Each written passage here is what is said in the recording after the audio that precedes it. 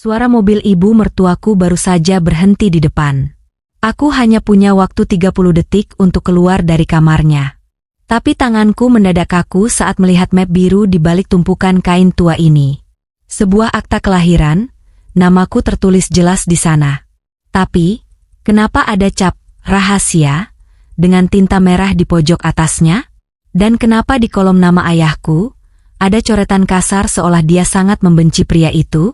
Suara kunci pintu mulai berputar, aku tidak punya pilihan. Aku melipat kertas itu dan menyembunyikannya di dalam kaos kakiku. Halo sobat hati. Kali ini kita akan membahas sebuah rahasia gelap yang terkubur di dalam lemari seorang ibu mertua. Sebuah penemuan akta kelahiran yang bukan hanya mengungkap siapa orang tua asli sang istri, tapi juga mengungkap alasan mengerikan kenapa dia dinikahkan dengan suaminya selama ini.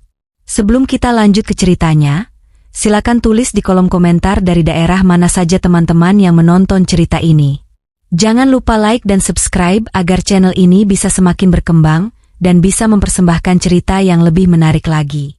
Rumah ini selalu terasa sangat dingin, meskipun matahari musim panas bersinar terik di luar. Sejak aku menikah dengan Aditya 5 tahun yang lalu, aku selalu merasa hidup dalam sebuah pengawasan yang tidak pernah benar-benar berakhir. Ibu Rosa, mertuaku, adalah wanita yang sangat tertib, dominan, dan penuh dengan rahasia besar. Hari ini dia pergi ke sebuah acara amal sosialita, memberiku sebuah kesempatan langka untuk merapikan kamar pribadinya yang sangat luas. Tugas ini biasanya sangat dilarang untukku, namun entah mengapa pagi ini dia sendiri yang memintaku melakukannya secara mendadak. Saat jemariku sibuk mengelap debu di meja rias kayu jati yang antik itu, mataku tertuju pada sebuah benda kecil yang berkilau. Itu adalah sebuah kunci dengan gantungan perak yang tertinggal di laci kecil yang sedikit terbuka. Hatiku berdegup kencang melihatnya. Kunci itu terlihat sangat cocok dengan lemari besar di sudut ruangan yang selalu terkunci rapat selama bertahun-tahun ini. Tanganku bergetar hebat saat mencoba memasukkan kunci itu ke lubangnya. Ada dorongan aneh yang membuatku harus membukanya sekarang juga tanpa peduli risiko yang ada. Suara klik kecil terdengar sangat nyaring di tengah keheningan kamar yang mencekam ini. Pintu lemari terbuka perlahan, mengeluarkan aroma kayu tua dan kamper yang sangat menyengat.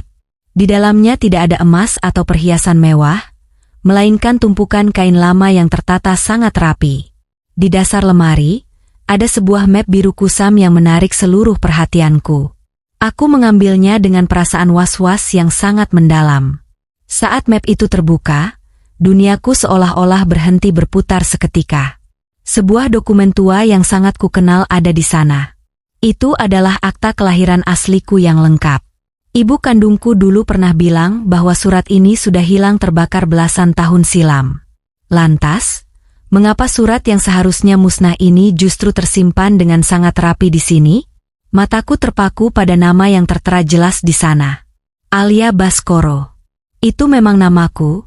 Tapi ada sesuatu yang sangat janggal di pojok kanan atas kertas tua tersebut. Sebuah cap besar bertinta merah dengan tulisan rahasia menempel dengan sangat tegas. Mengapa akta kelahiran seorang anak yatim piatu sepertiku harus dilabeli sebagai rahasia? Aku terus menelusuri baris demi baris informasi di dalamnya. Saat sampai pada kolom nama ayah, hatiku benar-benar mencelos. Nama pria itu telah dicoret dengan sangat kasar menggunakan tinta hitam pekat. Seolah ada kebencian mendalam yang ingin menghapus jejaknya dari muka bumi ini. Selama ini aku hanya tahu bahwa ayahku meninggal karena sakit saat aku masih sangat kecil. Namun coretan ini menyiratkan sebuah misteri yang jauh lebih gelap.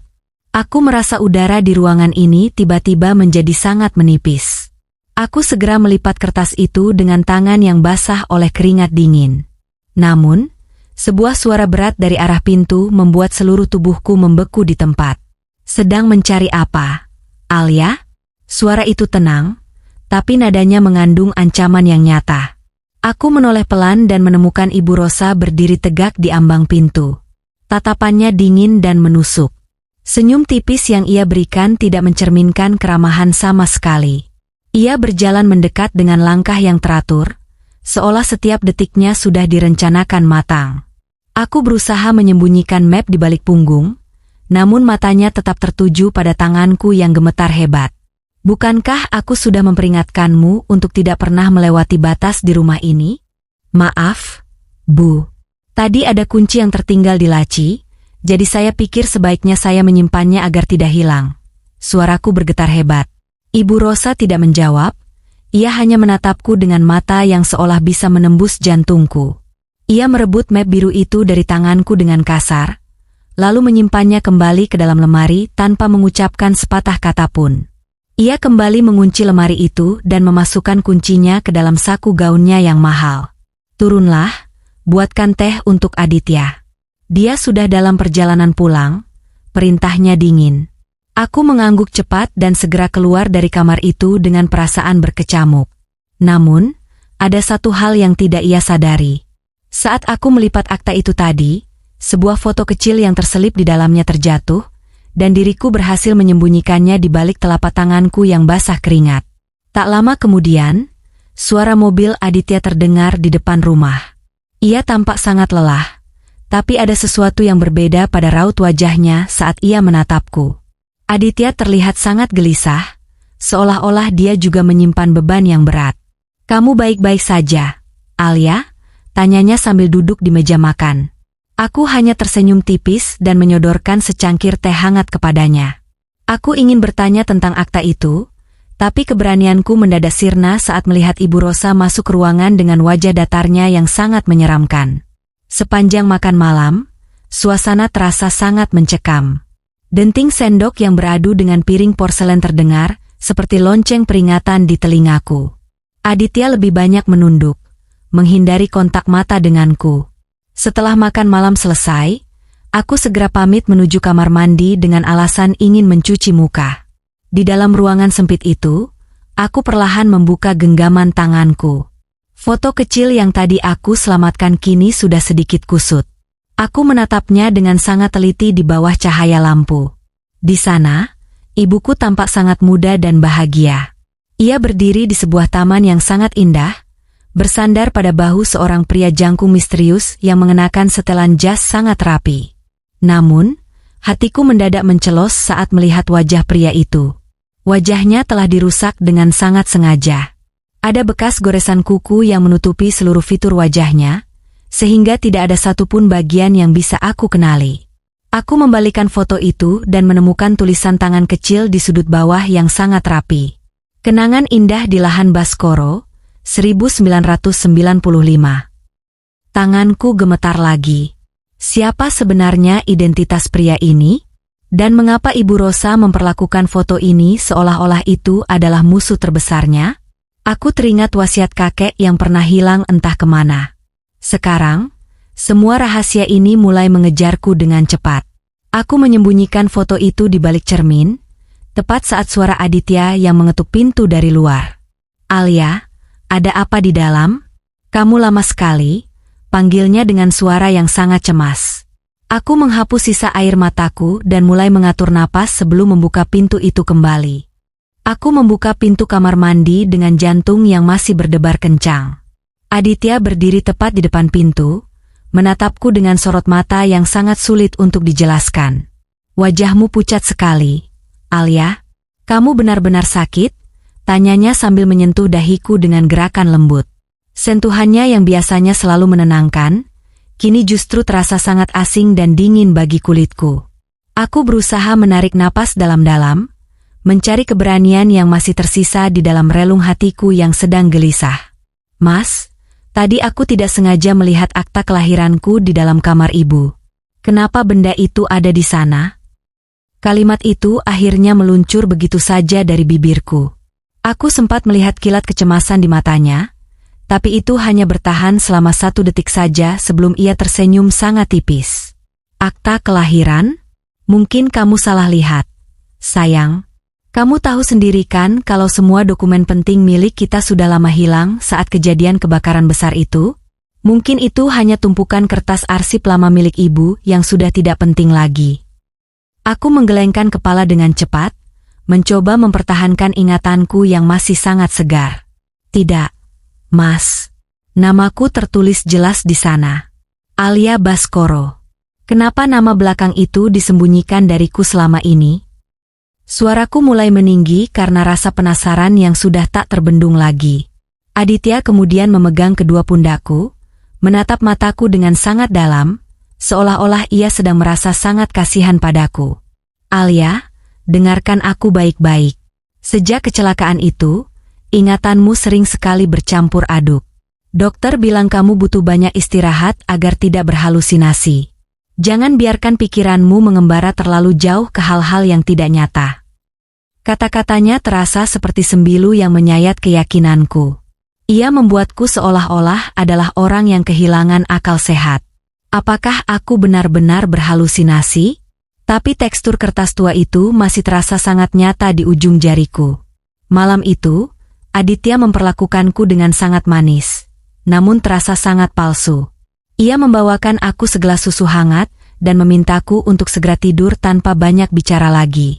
Jangan bahas hal ini lagi ya.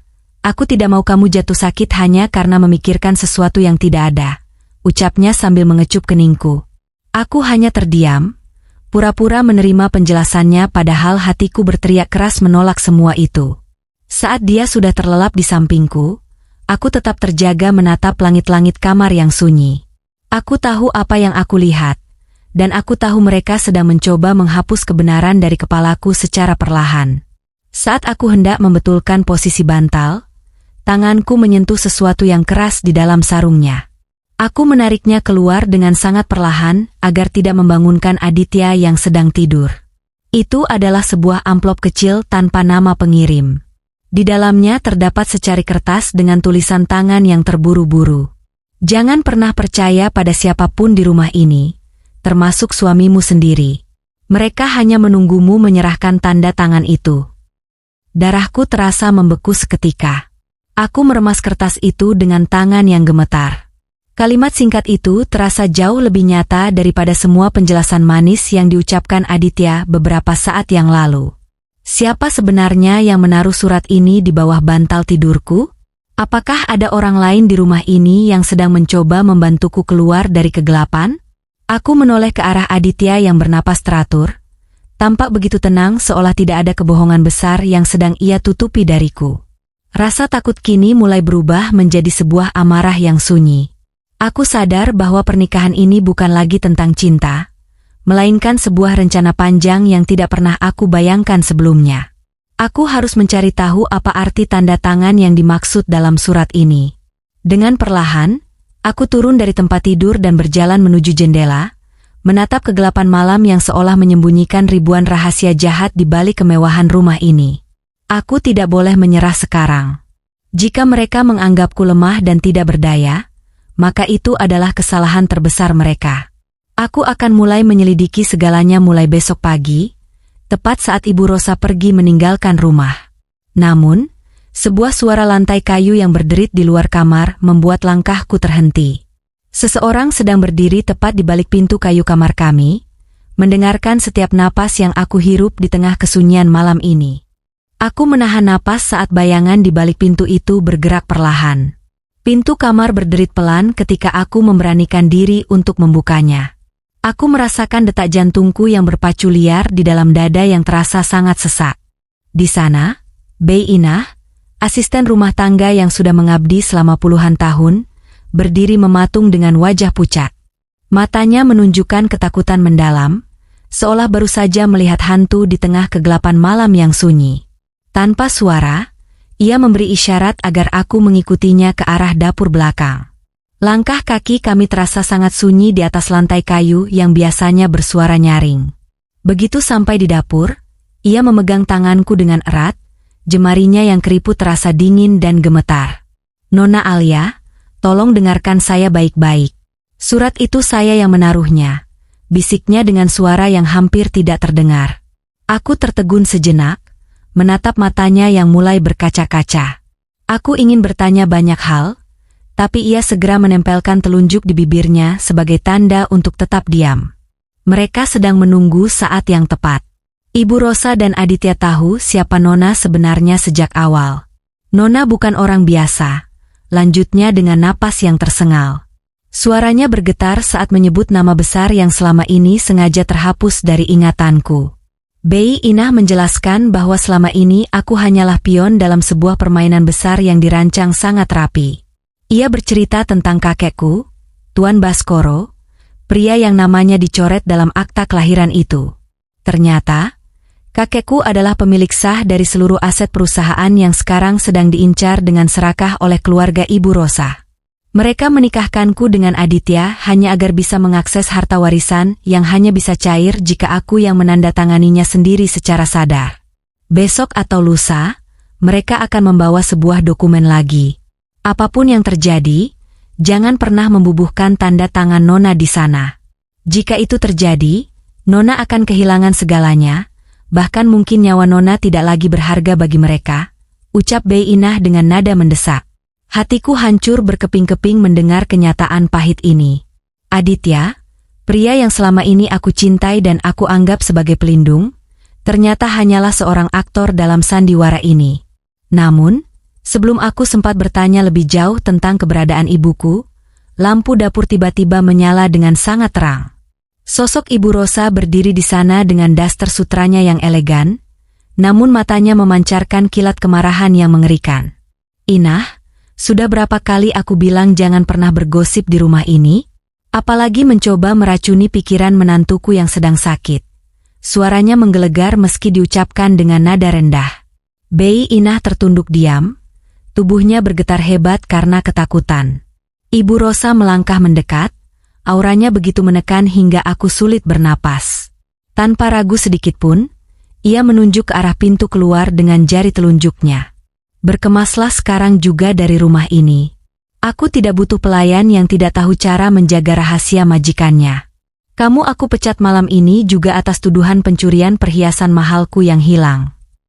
Aku berusaha membela Bei Inah, tapi Ibu Rosa hanya menatapku dengan senyuman miring penuh kemenangan. Alia, kembalilah ke kamar. Kamu sedang lelah dan mulai berimajinasi lagi. Biarkan urusan pelayan ini menjadi tanggung jawabku. Ucapnya sambil mengusir Bei Inah keluar dari rumah malam itu juga tanpa ampun. Aku hanya bisa terpaku melihat satu-satunya orang yang jujur kepadaku diusir dalam kegelapan malam, tanpa membawa apa-apa. Bei Inah sempat menoleh sekilas ke arahku sebelum menghilang di balik gerbang. Tatapannya seolah memberikan peringatan terakhir yang sangat sunyi agar aku tetap waspada.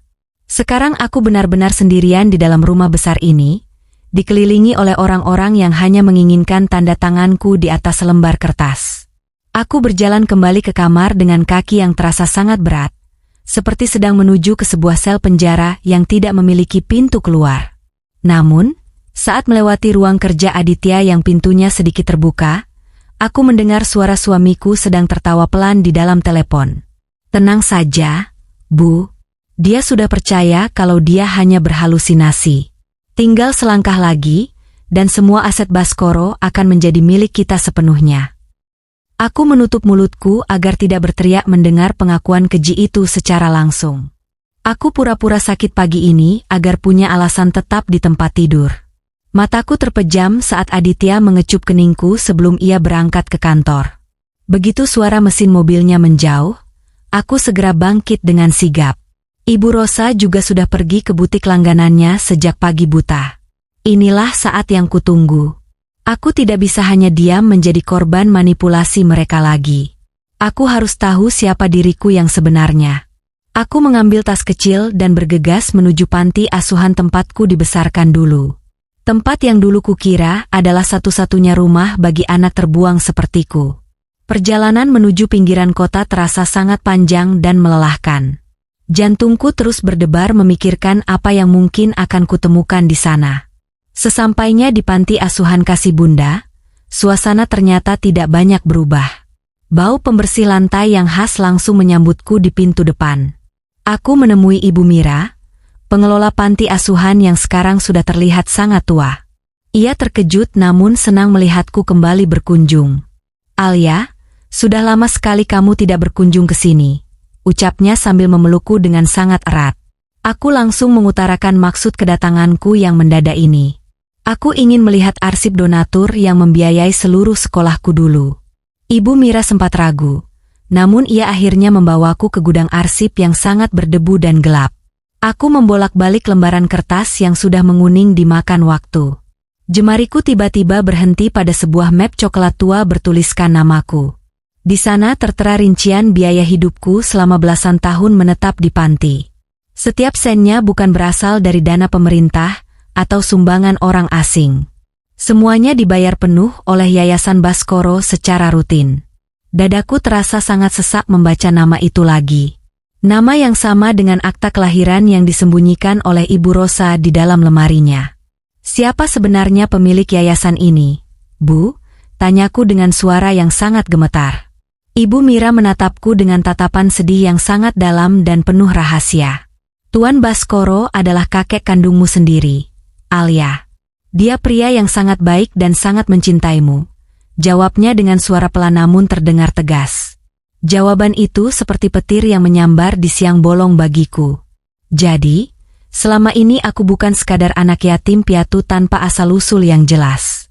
Aku adalah cucu tunggal dari seorang konglomerat besar yang namanya sangat disegani.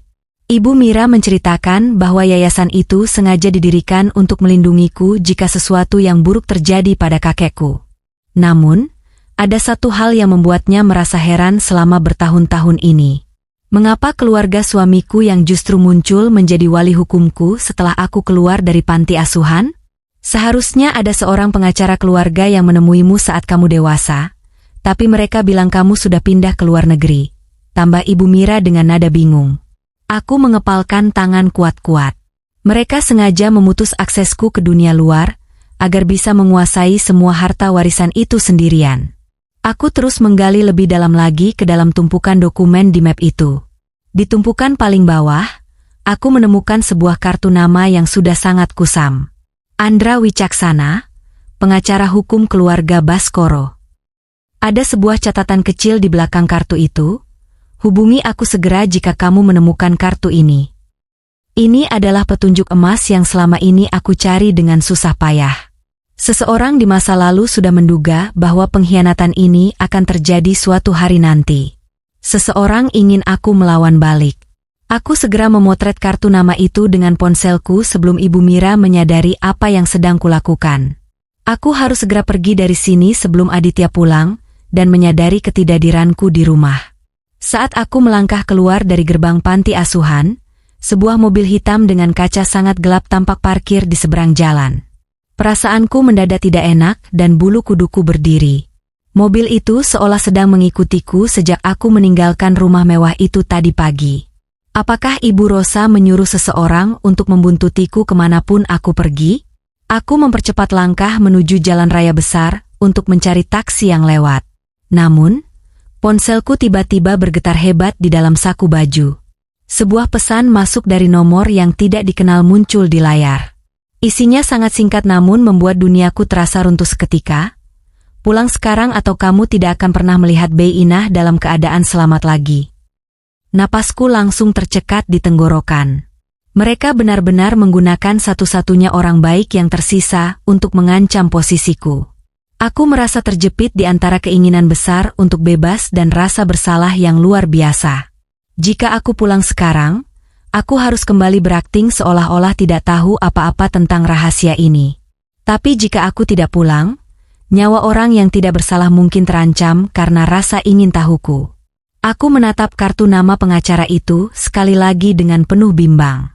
Pilihan yang kuambil sekarang akan menentukan apakah aku akan tetap menjadi mangsa yang lemah atau berbalik menjadi pemburu yang tangguh. Aku harus segera memutuskan langkah berikutnya sebelum mobil hitam misterius itu semakin mendekat ke arahku. Seseorang sedang memperhatikanku dari balik kaca gelap mobil itu dengan sangat tajam dan dingin sekali. Seolah-olah dia bisa melihat ketakutan yang ada di dalam hatiku saat ini. Aku terengah-engah saat kaki gemetarku kembali menginjak lantai marmer rumah ini. Mobil hitam yang membuntutiku tadi berhenti tepat di depan gerbang, seolah memastikan aku benar-benar masuk ke dalam sangkar ini. Di ruang tamu, Ibu Rosa sudah menungguku dengan segelas teh di tangannya. Tatapannya sangat tajam, menelanjangi setiap rasa takut yang coba ku sembunyikan. Dari mana saja kamu, Alia? Aku tidak suka menantu yang berkeliaran tanpa izin, apalagi saat sedang sakit, ucapnya dingin. Aku hanya bisa tertunduk, memeras ujung bajuku dengan tangan yang masih basah oleh keringat. Aku beralasan pergi ke apotek karena pusing yang tak kunjung hilang, namun ia hanya mendengus meremehkan. Aku segera naik ke lantai atas, mencari perlindungan di dalam kamar. Namun, saat melewati ruang kerja Aditya, langkahku terhenti seketika. Pintu itu sedikit terbuka, dan aku mendengar suara suamiku sedang berbicara dengan nada yang sangat serius sekali. "Bu, apa tidak sebaiknya kita segera selesaikan ini?" Alia mulai curiga, suara Aditya terdengar sangat jelas. Aku menahan napas, menempelkan telingaku di celah pintu dingin. "Sabar, Aditya. Kita sudah menunggu 5 tahun untuk saat ini. Menghancurkan keturunan Baskoro tidak bisa dilakukan dengan terburu-buru. Kita harus memastikan dia menyerahkan segalanya sebelum dia tahu siapa dirinya yang sebenarnya," jawab Ibu Rosa dengan nada yang penuh dengan kebencian mendalam. Jantungku seolah berhenti berdetak. Keturunan Baskoro? Jadi benar, mereka mengenali identitasku sejak awal. Namun yang membuatku jauh lebih hancur adalah kalimat selanjutnya dari suamiku sendiri. "Aku sudah bosan berpura-pura mencintainya setiap hari, Bu." Rasanya sangat melelahkan harus bersikap manis pada cucu kandung dari orang yang sudah membuat ayahku bangkrut dan mengakhiri hidupnya dengan sangat tragis sekali. Duniaku benar-benar runtuh mendengar pengakuan keji itu. Air mata jatuh tanpa suara, membasahi pipiku yang terasa sangat panas. Pernikahan yang kupikir adalah anugerah terbesar dalam hidupku ternyata hanyalah sebuah skenario balas dendam yang sangat rapi. Aku bukan hanya sekadar sumber harta bagi mereka, tapi aku adalah alat untuk memuaskan rasa dendam atas masa lalu yang sama sekali tidak kupahami. Mereka tidak hanya menginginkan kekayaan kakekku, mereka menginginkan penderitaanku sebagai bayaran atas kematian ayah Aditya. Setiap pelukan, setiap kata cinta, dan setiap janji setia yang Aditya ucapkan hanyalah bagian dari sandiwara untuk menjeratku lebih dalam. Aku merasa sangat kotor dan rendah sekali. Aku adalah cucu dari musuh bebuyutan mereka yang sengaja dinikahkan agar mereka bisa menghancurkanku secara perlahan dari dalam rumah ini sendiri. Aku mundur perlahan, berusaha tidak menimbulkan suara sedikit pun. Rasa mual yang sangat hebat menyerang perutku secara mendadak. Ternyata, selama 5 tahun ini, aku hidup bersama musuh yang mengenakan topeng pelindung. Mereka sengaja membiarkanku menjadi yatim piatu yang malang, agar aku merasa berutang budi, dan tidak akan pernah meninggalkan mereka. Kini aku sadar, setiap sen yang mereka keluarkan untukku adalah investasi untuk kehancuranku sendiri. Aku harus segera pergi, tapi ancaman tentang keselamatan Bei Inah kembali terngiang di kepalaku. Aku terjebak di tengah rencana jahat yang sudah mengakar sangat kuat. Saat aku mencoba masuk ke kamarku, ponselku bergetar lagi. Sebuah foto masuk ke ruang pesanku. Itu adalah foto Bei Inah yang sedang duduk di sebuah ruangan gelap dengan tangan yang terikat kuat. Di bawah foto itu terdapat sebuah pesan baru yang mengerikan. "Tanda tangani berkas yang ada di meja makan besok pagi, atau pelayan setiamu ini akan menghilang selamanya dari dunia ini." Aku mendekap mulutku agar isak tangisku tidak terdengar sampai ke ruang kerja mereka. Keadaan semakin mendesak, dan aku tahu nyawa orang lain kini berada di ujung jariku yang sangat bergetar hebat menghadapi maut ini. Aku harus segera bertindak sebelum fajar tiba dan merenggut semuanya tanpa sisa. Namun, saat aku berbalik, Aditya ternyata sudah berdiri tepat di belakangku dengan tatapan yang sangat asing sekali bagi diriku yang sangat malang ini. "Kenapa kamu gemetar begitu, Alia?" Suara Aditya terdengar sangat lembut. Tapi sekarang aku tahu itu adalah racun yang paling mematikan bagi hidupku. Aku berbalik perlahan, berusaha menyembunyikan ponsel di balik punggungku dengan sisa tenaga yang ada. Tatapannya tidak lagi hangat, melainkan tajam seperti mata elang yang sedang mengintai mangsa yang sudah terluka parah. Ia menggandeng lenganku dengan erat, menyeretku menuju ruang makan di lantai bawah. Di sana, lampu gantung kristal yang mewah memancarkan cahaya yang sangat pucat dan dingin. Ibu Rosa sudah duduk tenang dengan sebuah map coklat yang sudah terbuka di hadapannya. Sebuah pena emas berkilauan tergeletak tepat di samping dokumen yang terlihat sangat resmi itu. "Duduklah, Alia. Ada sedikit urusan administrasi yang harus kita selesaikan malam ini agar masa depan kita lebih terjamin," ucap Ibu Rosa tanpa basa-basi sedikit pun. Aku duduk dengan tubuh yang kaku seperti batu. Mataku tertuju pada selembar kertas yang mereka sebut sebagai asuransi kesehatan keluarga. Padahal, aku bisa melihat dengan jelas istilah-istilah hukum yang menunjukkan pengalihan aset penuh atas nama Yayasan Baskoro kepada perusahaan milik keluarga Aditya. Mereka pikir aku masih sangat bodoh dan bisa dibohongi dengan kata-kata manis yang palsu itu. Ayo, sayang. Tanda tangan saja di sini. Ini demi kebaikanmu juga jika sewaktu-waktu penyakit halusinasimu itu bertambah parah. Aditya membujukku sambil mengelus pundakku dengan gerakan yang membuat bulu kuduku merinding hebat. Aku teringat foto Bei Inah yang terikat kuat di ruangan gelap. Jika aku menolak, wanita tua yang tidak bersalah itu mungkin akan menanggung akibat yang sangat fatal sekali. Tanganku perlahan meraih pena emas itu dengan sangat berat sekali. Pena itu terasa sangat dingin di jari-jariku yang basah oleh keringat dingin. Aku menatap Ibu Rosa, mencari sedikit saja rasa kemanusiaan di balik matanya yang beku seperti es. Namun, yang kutemukan hanyalah ketamakan yang luar biasa besar di sana. Ia terus mendesakku dengan kata-kata yang memojokkan mentalku secara perlahan. Jangan buang-buang waktu lagi, Alia. Ingat, pelayan setiamu itu sedang menunggu kabar baik darimu di suatu tempat yang sangat gelap dan sunyi sekali. Ancaman itu disampaikan dengan nada yang sangat halus namun, menusuk tepat ke pusat ketakutanku. Aku menurunkan ujung pena itu menuju garis tanda tangan yang sudah disediakan di sana. Setiap tarikan napasku terasa sangat sesak dan menyakitkan sekali. Aku tahu bahwa sekali pena ini menggores kertas, identitasku sebagai pewaris sah Baskoro akan hilang selamanya dan aku akan benar-benar menjadi tawanan mereka tanpa memiliki daya apapun lagi dalam hidup ini. Namun, tepat saat ujung pena itu hampir menyentuh permukaan kertas, aku menyadari sesuatu yang sangat ganjil pada dokumen tersebut. Ada sebuah kesalahan kecil pada penulisan nama kakekku yang tercantum di bagian saksi ahli waris. Nama itu bukan Baskoro, melainkan sebuah nama lain yang sangat asing di telingaku sekarang ini. Aku mengerutkan dahi sejenak, mencoba memproses informasi baru ini di tengah tekanan yang sangat hebat. Apakah mereka sedang terburu-buru hingga melakukan kesalahan fatal seperti ini? Atau ini adalah sebuah jebakan di dalam jebakan lainnya? Aku mengangkat kembali pena itu, membuat Ibu Rosa mendengus kesal karena merasa aku sedang menunda-nunda kemenangan mereka yang sudah di depan mata. Ada apa lagi? Cepat tanda tangani sekarang juga.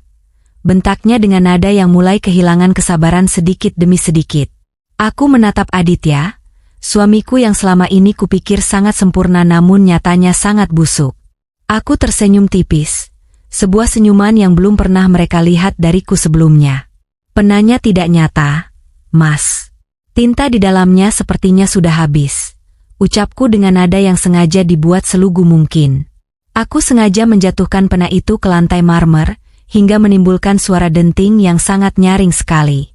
Saat Aditya membungkuk untuk mengambil pena tersebut, aku dengan cepat meraih ponsel di saku bajuku, dan mengirimkan lokasi GPS yang tadi sempat kukirimkan pada pengacara Andra secara diam-diam. Aku harus mengulur waktu lebih lama lagi agar bantuan bisa datang tepat waktu sebelum mereka menyadari rencanaku yang sebenarnya. Namun, saat Aditya berdiri kembali, wajahnya berubah menjadi sangat gelap dan penuh kemurkaan yang meledak-ledak. Ia merampas ponselku dengan kasar dan membantingnya ke dinding, hingga hancur berkeping-keping tanpa sisa sedikit pun. Jangan coba-coba bermain api denganku, Alia Baskoro. Teriaknya tepat di depan wajahku yang sedang dipenuhi oleh ketakutan yang luar biasa besar sekali menghadapi amarahnya yang sangat mengerikan itu. Ibu Rosa kemudian mengeluarkan sesuatu dari balik meja, yang membuat napasku benar-benar terhenti seketika. Itu bukan lagi dokumen atau pena biasa, melainkan sebuah benda yang menunjukkan bahwa mereka tidak akan segan-segan melakukan hal yang jauh lebih kejam jika aku terus melawan mereka malam ini. Aku baru menyadari bahwa selama ini aku tidak hanya berhadapan dengan pencuri harta, melainkan dengan orang-orang yang sudah kehilangan seluruh hati nurani mereka hanya demi sebuah balas dendam masa lalu yang sangat kelam sekali. Aku terpojok di kursi itu tanpa bisa lari kemanapun lagi di tengah rumah mewah yang kini sudah berubah menjadi neraka yang paling nyata bagi hidupku yang sangat malang ini. Harapanku satu-satunya sekarang adalah apakah pesan singkat yang kukirimkan tadi benar-benar sampai ke tangan pengacara Andra sebelum ponselku hancur menjadi debu yang tak berarti lagi bagi keselamatanku saat ini. Tiba-tiba saja, suara ketukan pintu depan yang sangat keras memecah ketegangan yang sangat menyesakan di ruangan itu sekarang juga. Ketukan di pintu itu perlahan menghilang, menyisakan kesunyian yang menakutkan di rumah ini. Aditya menatapku dengan amarah berkobar, sementara Ibu Rosa kembali dari pintu depan dengan wajah masam. Aku menarik napas dalam, mencoba menenangkan detak jantung yang hampir meledak. Saat itulah, sesuatu di diriku mendadak patah dan berubah menjadi kekuatan baru. Kesedihan yang menyiksa seolah menguap, digantikan hawa dingin yang tenang. Aku tersadar bahwa air mata tidak akan menyelamatkan siapapun. Aku adalah seorang Baskoro, dan darah di tubuhku bukanlah milik pecundang yang mudah menyerah. Aku menghapus sisa air mata dengan tegas. Aku harus berhenti menjadi mangsa dan mulai belajar menjadi pemburu yang mematikan bagi mereka. Ibu Rosa kembali ke ruang makan dengan langkah kaki yang terdengar sangat gusar. Ternyata hanya seorang petugas keamanan yang mengingatkan tentang posisi parkir mobil Aditya yang menghalangi jalan. Sebuah gangguan kecil bagi mereka, tapi bagiku itu adalah sebuah pesan dari semesta untuk segera bangkit. Aku melihat pena emas yang tadi dijatuhkan Aditya kini tergeletak diam di atas meja. Aku menatap suamiku dengan pandangan yang sengaja dibuat sangat layu dan tidak berdaya. Mas, aku minta maaf karena sudah melawan tadi. Aku hanya merasa sangat tertekan. Ucapku dengan nada suara yang bergetar namun terkontrol. Aku harus memainkan peran sebagai istri yang sudah menyerah, agar mereka menurunkan kewaspadaan. Aditya tampak sedikit ragu, namun senyum kemenangan mulai muncul di wajahnya. Aku akan menandatangani semuanya besok pagi, Mas. Aku berjanji tidak akan melawan lagi. Tapi tolong, berikan aku waktu malam ini untuk menenangkan diri, lanjutku dengan tatapan memohon. Aku melihat Ibu Rosa melirik Aditya, memberikan kode bahwa mereka sudah menang. Baiklah, Alia, kamu punya waktu sampai matahari terbit. Tapi ingat, jangan coba melakukan hal bodoh karena tidak ada jalan keluar dari sini tanpa izinku. Aditya berkata sambil mengusap rambutku dengan jijik. Aku mengangguk pelan, pura-pura patuh sementara otakku mulai bekerja menyusun strategi balasan. Begitu mereka membiarkanku kembali ke kamar, aku segera mengunci pintu dan mulai memeriksa setiap sudut ruangan yang gelap untuk mencari sebuah celah komunikasi yang tersisa. Aku teringat akan sebuah tablet lama milik Aditya yang terselip di laci meja rias bawah yang jarang dibuka. Dengan tangan berhati-hati, aku mencarinya di antara tumpukan majalah bekas dan kain tua yang berdebu. Setelah beberapa menit, jemariku menyentuh benda keras yang dingin itu. Beruntung, baterainya masih tersisa sedikit dan perangkat itu masih terhubung dengan internet rumah yang kuat. Aku segera mencari nama Andra Wicaksana di mesin pencarian. Namun, sebuah fakta baru muncul di layar dan membuat duniaku kembali berputar. Pengacara Andra ternyata sudah dinyatakan menghilang secara misterius tepat seminggu setelah kematian kakekku. Ini berarti aku benar-benar sendirian sekarang. Namun hal itu justru membuat tekadku semakin membara untuk menghancurkan mereka dengan tanganku sendiri. Aku kembali memperhatikan detail pada dokumen yang sempat kubaca secara sekilas di ruang makan tadi. Kesalahan nama yang kutemukan ternyata bukan sebuah kelalaian yang tidak disengaja. Nama yang tercantum di sana adalah kode rahasia yang sering digunakan kakekku untuk menandai dokumen palsu yang dibuat untuk menjebak orang-orang serakah. Kakek sudah menyiapkan semua ini sejak lama, karena beliau tahu suatu saat akan ada pengkhianatan besar. Senyum tipis kini benar-benar muncul di bibirku dengan tulus. Aku tahu apa yang harus kulakukan besok pagi di hadapan mereka berdua. Aku akan memberikan tanda tangan yang mereka inginkan, tapi dengan cara yang akan membuat mereka memohon ampun. Aku mulai menuliskan sebuah rencana besar di secari kertas yang menjadi awal kehancuran dinasti palsu ini. Malam semakin larut dan udara di kamar ini terasa semakin mencekam bagi mereka yang tidak siap. Aku berdiri di depan cermin besar, menatap bayanganku sendiri yang kini terlihat jauh lebih kuat dan penuh rahasia mematikan. Aku bukan lagi Alia yang malang, si menantu pembantu yang bisa mereka injak setiap saat. Aku adalah ancaman terbesar yang pernah masuk ke dalam kehidupan mereka yang penuh dengan kepalsuan. Besok pagi, Panggung sandiwara ini akan berubah menjadi sebuah pengadilan yang sangat nyata bagi mereka yang sudah berkhianat. Namun, saat aku sedang bersiap untuk beristirahat sejenak, aku mendengar suara bisikan halus yang berasal dari balik lubang ventilasi di langit-langit kamar yang gelap. Seseorang memanggil namaku dengan suara yang sangat akrab, penuh penderitaan yang luar biasa dalam sekali di tengah malam yang sangat sunyi. Fajar menyingsing dengan warna kemerahan yang terlihat sangat tajam melalui celah jendela kamarku.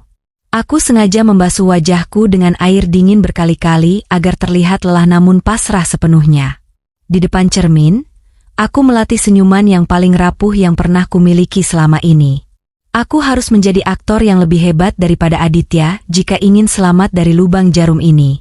Aku menuruni anak tangga satu persatu dengan langkah yang sengaja diseret, menciptakan kesan bahwa semangat hidupku sudah benar-benar padam di tangan mereka. Di ruang makan, aroma kopi mahal tercium sangat menyengat, kontras dengan suasana hatiku yang sedang menyusun rencana penghancuran paling rapi. Ibu Rosa sudah duduk di sana dengan pakaian sutra yang terlihat sangat angkuh. Sementara Aditya asyik membaca koran seolah tidak ada dosa besar yang baru saja ia lakukan semalam. Selamat pagi, Alia. Senang melihatmu sudah berpakaian rapi dan siap menghadapi masa depan baru kita, ucap Ibu Rosa dengan nada suara yang terdengar sangat manis namun berbisa.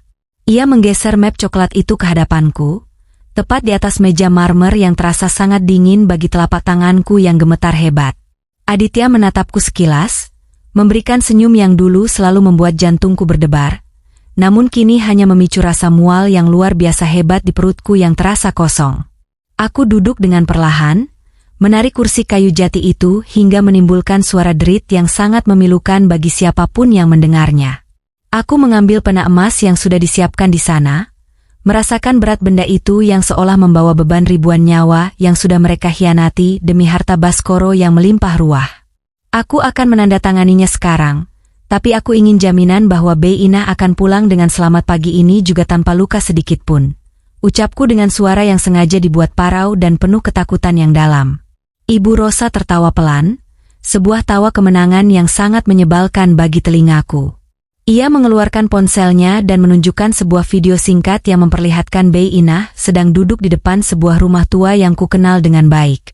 Itu adalah gudang tua di pinggir kota milik keluarga Aditya. Setelah namamu tertera di sana, pelayan tua itu akan kami lepaskan di pinggir jalan utama. Kamu punya kata-kataku sebagai jaminan. Janji Ibu Rosa yang aku tahu adalah sebuah kebohongan besar lainnya. Tanpa ragu lagi, aku menggoreskan pena itu di atas kertas yang sangat penting tersebut dengan gerakan tangan yang sangat terukur.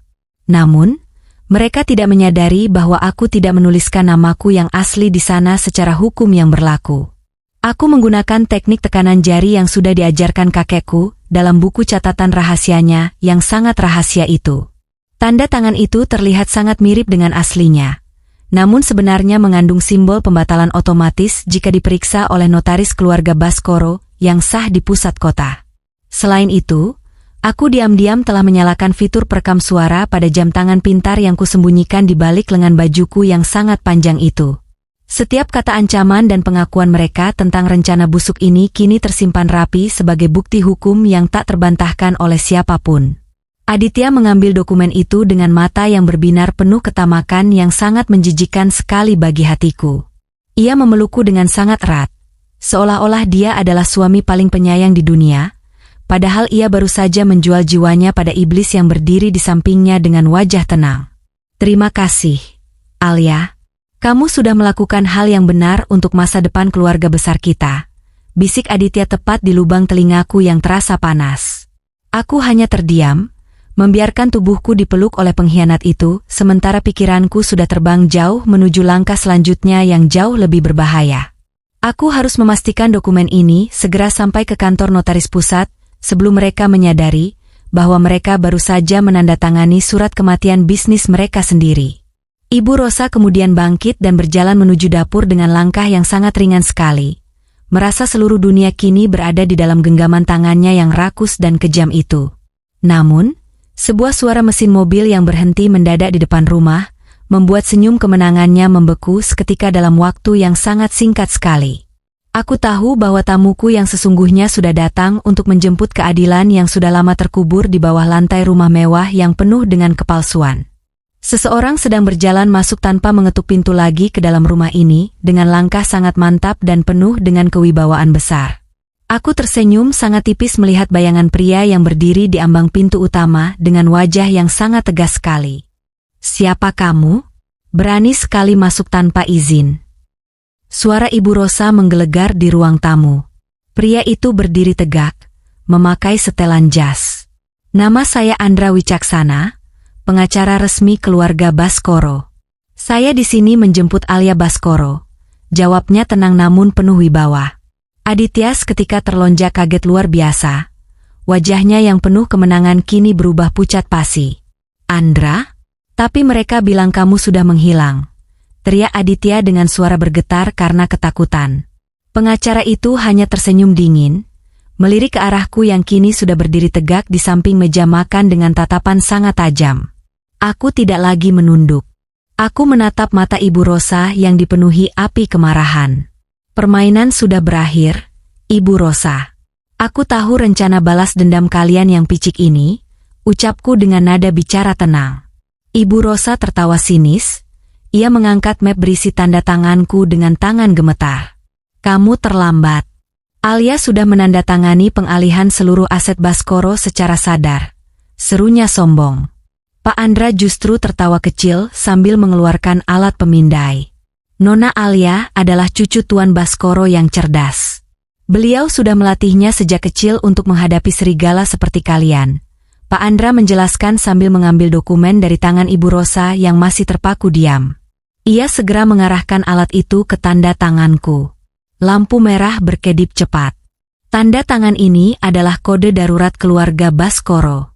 Dokumen ini tidak hanya batal, tapi juga memicu penguncian otomatis seluruh rekening bank yang kalian gunakan. Lanjut Pak Andra dengan senyuman kemenangan. Wajah Aditya sekarang kehilangan warna hidupnya. Ia terduduk lemas di kursi itu.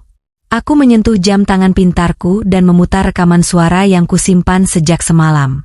Suara pengakuan Aditya tentang kepura-puraan cintanya memenuhi ruangan.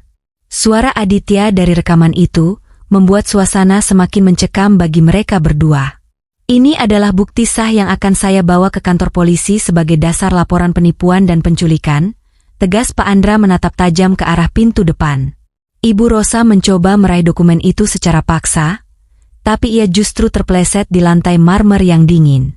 Kekuasaan yang ia bangun dengan kepalsuan kini runtuh berkeping-keping dalam hitungan menit di depan matanya. "Kalian pikir bisa menghancurkan keturunan Baskoro dengan cara rendahan?" tanyaku mendekati mereka dengan keberanian besar. "Aku bukan lagi menantu yang bisa diinjak. Aku adalah pemilik sah dari semua yang mereka tempati tanpa terkecuali sedikit pun." Namun, Aditya tiba-tiba tertawa histeris dengan cara mengerikan. "Kamu pikir sudah menang, Alia? Kamu lupa bahwa Bei Inah masih ada di tanganku dan satu kata dariku bisa mengubah segalanya menjadi abu," ancam Aditya merogoh saku mengambil sebuah remote kecil hitam. Sorot mata gila itu menatapku sangat tajam sekali. "Jangan mendekat. Satu tekanan saja, dan gudang itu akan meledak bersama pelayan tuamu," teriak Aditya dengan mata yang membelalak liar dan penuh kegilaan. Ia menggenggam remote kecil itu dengan sangat erat. Jemarinya memutih karena tekanan yang luar biasa besar sekali. Aku menatapnya dengan rasa iba yang mendalam, bukan lagi dengan ketakutan yang selama ini menghantui setiap malamku di rumah ini. "Mas, lepaskan benda itu. Semuanya sudah benar-benar berakhir. Jangan menambah daftar dosa yang tidak akan bisa kamu tanggung nantinya," jawabku dengan nada suara yang tetap perlahan namun sangat tegas sekali. Ibu Rosa bersembunyi di balik tubuh anaknya yang gemetar. Wajahnya yang biasanya angkuh kini tampak sangat pucat pasi, seperti selembar kertas putih yang tak bermakna. Pak Andra hanya menggelengkan kepala sambil melihat jam tangan peraknya dengan sangat tenang sekali.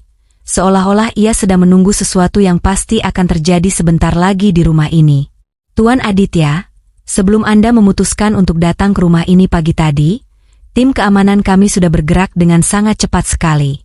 Lokasi di ponsel Anda sudah terlacak sejak Anda mengirimkan foto Bei Inah kepada Nona Alia melalui pesan singkat semalam," ucap Pak Andra dengan suara yang sangat berwibawa. Suara sirine polisi mulai terdengar dari kejauhan. Semakin lama suaranya semakin nyaring membelah kesunyian lingkungan perumahan mewah yang biasanya sangat tenang ini. Aditya menekan tombol pada remote itu berkali-kali dengan gerakan panik yang sangat menyedihkan untuk dilihat. Namun tidak ada satupun hal buruk yang terjadi di luar sana. Remote itu sudah kami matikan sistemnya sejak 1 jam yang lalu.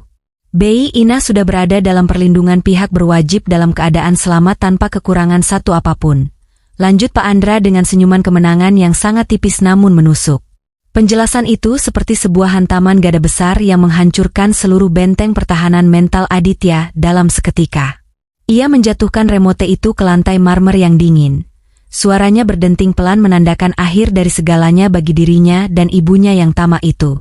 Beberapa petugas kepolisian masuk dengan langkah yang sangat tegap, langsung membekuk kedua tangan Aditya dengan sangat cepat dan sigap sekali tanpa ada perlawanan berarti. Saat itulah, sebuah drama pengkhianatan yang paling memuakkan terjadi tepat di depan mataku sendiri. Ibu Rosa mulai meronta dengan sangat kuat, mencoba melepaskan diri dari petugas wanita yang memegang lengannya dengan sangat kokoh. Ini semua salah Aditya. Dia yang merencanakan semua penipuan ini sejak awal.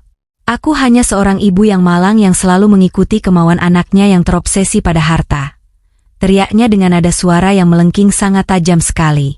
Aditya menoleh ke arah ibunya dengan tatapan yang sangat hancur, dan tidak percaya sama sekali akan apa yang baru saja ia dengar dari mulut wanita yang sangat ia hormati itu.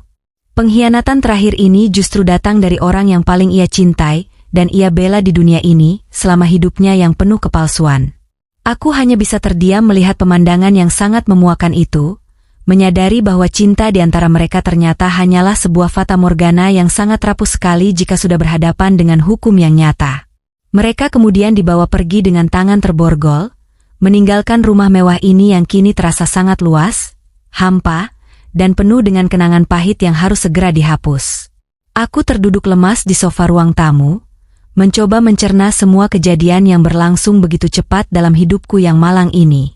Semua beban kebohongan yang telah kupikul selama 5 tahun ini akhirnya terangkat sepenuhnya, meninggalkan rasa lega yang bercampur dengan rasa sedih yang sangat menyesakan di dalam dada. Pak Andra menghampiriku dengan sangat santun, lalu memberikan sebuah map baru yang terlihat sangat bersih dan rapi kepada tanganku yang masih sedikit gemetar. Ini adalah berkas pemulihan nama baik keluarga Baskoro secara hukum, Nona Alia. Seluruh aset sudah kembali ke tangan yang seharusnya mulai detik ini juga, ucapnya dengan nada yang sangat menenangkan sekali. Namun, ia tidak langsung pergi setelah memberikan map itu. Ia menatapku dengan sorot mata yang mengandung sebuah rahasia besar lainnya, yang belum sempat ia ceritakan kepadaku. Ada satu hal lagi yang harus Nona ketahui tentang sejarah ibunda Nona yang sebenarnya. Bisiknya pelan yang membuat jantungku kembali berdegup kencang secara mendadak sekali. Apakah masih ada rahasia yang jauh lebih gelap yang tersembunyi di balik semua kekacauan yang mengerikan ini? Aku menatap Pak Andra dengan penuh rasa ingin tahu yang sangat mendalam sekali. Aku merasakan dunia seolah berputar lebih lambat saat Pak Andra membuka lembaran terakhir dari dokumen yang ia bawa tersebut. Ada sebuah foto tua lainnya yang terlihat sangat usang dan sedikit robek di bagian pojok kiri bawahnya. Aku belum pernah melihat foto ini sebelumnya dimanapun. Bahkan di panti asuhan tempatku dibesarkan dulu pun foto ini tidak pernah ada sama sekali. Di dalam foto itu, ibuku tidak sendirian, ia sedang menggendong seorang bayi kecil di depan sebuah rumah sederhana yang sangat asri sekali. Tapi yang membuat napasku benar-benar terhenti adalah sosok pria yang berdiri tepat di sampingnya dengan senyuman yang sangat lebar sekali. Pria itu bukan kakekku. Dan wajahnya sangat mirip dengan seseorang yang selama ini berada sangat dekat denganku tanpa aku sadari sedikit pun keberadaannya selama ini. Pak Andra menatapku dengan sangat serius, seolah-olah ia sedang menunggu reaksiku terhadap penemuan yang sangat mengejutkan ini di tengah sunyinya rumah besar yang penuh dengan hantu masa lalu ini sekarang juga. Siapa pria ini, Pak Andra? Suaraku nyaris hilang di keheningan ruang tamu ini. Jari-jariku gemetar menyentuh foto tua yang sangat rapuh itu. Pria di samping ibuku tersenyum tulus. Senyum yang tak pernah kulihat selama hidup dalam kebohongan keluarga Aditya. Pak Andra menghela napas. Matanya menunjukkan hormat mendalam. Beliau asisten kepercayaan kakekmu, Alia. Pria yang difitnah Ibu Rosa sebagai penyebab kebangkrutan ayah Aditya. Padahal, pria inilah yang mengorbankan nyawanya menyelamatkanmu saat kebakaran belasan tahun lalu. Kebenaran itu menghantam dadaku. Aku dibesarkan dengan narasi kebencian semu. Mereka mencuci otakku agar merasa bersalah atas dosa yang tak pernah dilakukan keluargaku. Air mata jatuh membasahi dokumen di tanganku, air mata kebebasan yang melegakan. Aku berdiri tegak, menatap cermin besar yang kini terasa jernih. Semua kabut kebohongan ciptaan Ibu Rosa kini sirna. Aku bukan lagi menantu tidak berdaya, aku Alia Baskoro yang memiliki hak penuh atas warisan besar yang mereka incar. Langkah pertamaku mendatangi gudang tempat Bei Inah disekap. Begitu melihatku, Bei Inah memelukku dengan tangis haru menyesakkan dada. "Nona, maafkan saya terlambat memberitahu semuanya," ucapnya di antara isak tangis. Aku menenangkan wanita tua itu, berjanji mulai detik ini tak ada lagi yang bisa menyakiti kami. Aku segera mengurus kepindahan Bei Inah ke pavilion utama, dan memastikan ia mendapat perawatan terbaik. Keadilan mulai tegak, menggantikan setiap ketidakadilan selama 5 tahun penderitaan ini. Keesokan harinya, aku masuk ke gedung pusat Yayasan Baskoro dengan percaya diri tinggi. Para staf yang dulu meremehkanku kini berdiri berjajar memberi hormat dengan wajah malu. Aku duduk di kursi besar kakekku, merasakan beban tanggung jawab berat namun terasa benar. Aku tak ingin membalas dendam dengan cara kotor keluarga Aditya. Balas dendam terbaik adalah menjadi pribadi yang jauh lebih sukses dan bermanfaat bagi orang banyak. Aku segera menandatangani surat pemecatan seluruh kroni Ibu Rosa yang menggerogoti perusahaan kakekku. Aku juga memerintahkan audit total aset agar tak ada lagi celah pengkhianatan di masa mendatang. Dunia kini tahu keturunan Baskoro masih hidup dan jauh lebih kuat dari bayangan. Beberapa minggu kemudian, aku mengunjungi makam kakek dan ibuku di pemakaman asri. Aku membawa lili putih kegemaran ibuku, meletakkannya di atas nisan. "Kakek, Ibu, aku sudah menyelesaikan semuanya dengan cara terhormat," bisikku sambil mengelus batu nisan dingin. Aku merasakan kedamaian yang belum pernah kurasakan. Aku sadar harta ini hanyalah titipan yang harus dijaga dengan hati nurani bersih. Tanpa integritas, kekayaan hanyalah kutukan yang menghancurkan pemiliknya seperti terjadi pada Aditya dan Ibu Rosa. Mereka kini harus menjalani hari di balik jeruji besi dingin, merenungi ketamakan yang telah menghancurkan hidup mereka tanpa sisa sedikit pun. Aku keluar dari pemakaman dengan langkah ringan dan penuh harapan. Langit sore yang jingga seolah memberi restu atas perjalanan hidupku yang baru dimulai. Aku memutuskan mengubah panti asuhan dulu menjadi sekolah gratis berkualitas bagi anak kurang mampu. Aku ingin mereka memiliki masa depan cerah, tanpa harus merasakan pengkhianatan yang pernah kulalui. Nama Baskoro akan tetap hidup, bukan sebagai simbol kekayaan sombong, melainkan simbol kasih sayang terhadap sesama yang membutuhkan. Jati diri seseorang tidak ditentukan oleh siapa orang tuanya, melainkan keputusan yang ia ambil di saat-saat tersulit. Aku telah memilih menjadi cahaya, bukan kegelapan yang penuh rahasia jahat dan dendam masa lalu yang kelam. Saat duduk di taman belakang, Bei Inah membawakan teh hangat dengan senyum tulus. Kami berbincang tentang masa depan, tentang rencana besar yang membawa bahagia bagi orang banyak. Namun, saat Bei Inah hendak masuk rumah, ia berhenti dan menunjuk ke gerbang depan yang terbuka. Seorang pria asing berdiri di sana dengan pakaian sederhana namun berwibawa. Ia membawa amplop coklat tua yang sama dengan map milik kakekku dulu. Pria itu menatapku dengan sorot mata penuh rahasia lama yang belum benar-benar selesai diungkapkan. Ia melangkah mendekat, sementara jantungku kembali berdegup kencang karena alasan yang belum kupahami. "Nona Alia, masih ada satu bagian wasiat kakek Anda yang belum sempat dibuka," ucapnya rendah namun mendalam. Aku mematung, menyadari ternyata setiap akhir hanyalah awal misteri yang jauh lebih besar lagi. Apakah lembaran baru ini membawa damai atau tantangan baru yang harus kuhadapi? Aku menatap amplop itu dengan rasa ingin tahu sambil menarik napas panjang menyambut takdir misterius ini sekarang juga ya. Kisah Alia telah sampai pada titik di mana keadilan akhirnya menemukan jalannya sendiri. Setelah bertahun-tahun hidup dalam bayang-bayang kebohongan dan manipulasi yang sangat rapi, ia kini berdiri tegak di atas kakinya sendiri. Bukan sebagai seorang korban yang malang, melainkan sebagai seorang pemenang yang sesungguhnya. Cerita ini bukan hanya tentang penemuan selembar akta kelahiran yang disembunyikan di dalam lemari tua, atau tentang harta warisan yang berlimpah ruah. Ini adalah tentang perjalanan panjang seseorang dalam mencari jati diri di tengah badai pengkhianatan yang paling menyakitkan dari orang-orang yang paling ia cintai. Kita belajar satu hal penting dari perjalanan Alia hari ini, bahwa kejujuran mungkin terasa sangat pahit di awal, namun kebohongan akan selalu meninggalkan luka yang jauh lebih dalam dan permanen bagi siapapun yang menyimpannya. Harta yang didapat dari cara yang tidak benar, seperti yang dilakukan oleh Ibu Rosa dan Aditya, pada akhirnya hanya akan menjadi jeruji besi yang mengurung jiwa mereka sendiri dalam penyesalan yang tiada akhir.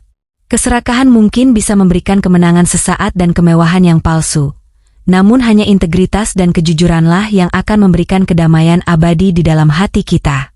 Alia memilih untuk tidak membalas dendam dengan cara yang sama kotornya. Ia memilih untuk memutus rantai kebencian itu dan mengubah energinya menjadi sesuatu yang bermanfaat bagi banyak orang. Ini adalah pembuktian bahwa jati diri kita tidak pernah ditentukan oleh siapa orang tua kita, atau seberapa kelam masa lalu yang pernah kita lalui. Jati diri kita yang sesungguhnya ditentukan oleh keputusan-keputusan sulit yang kita ambil hari ini. Keputusan untuk tetap menjadi orang baik, meskipun dunia memperlakukan kita dengan sangat tidak adil dan penuh dengan kepalsuan. Terima kasih banyak telah mengikuti perjalanan emosional Alia dari awal hingga akhir bab ini.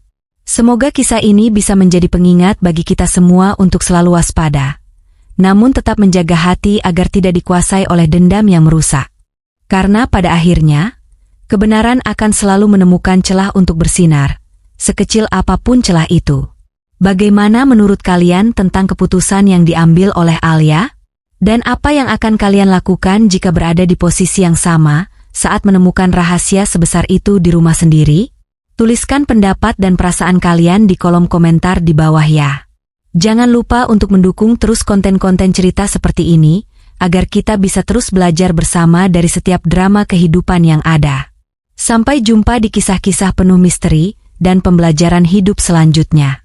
Tetaplah menjadi pribadi yang jujur dan berani, karena dunia ini membutuhkan lebih banyak cahaya daripada kegelapan. Saya pamit undur diri, terima kasih dan sampai bertemu kembali.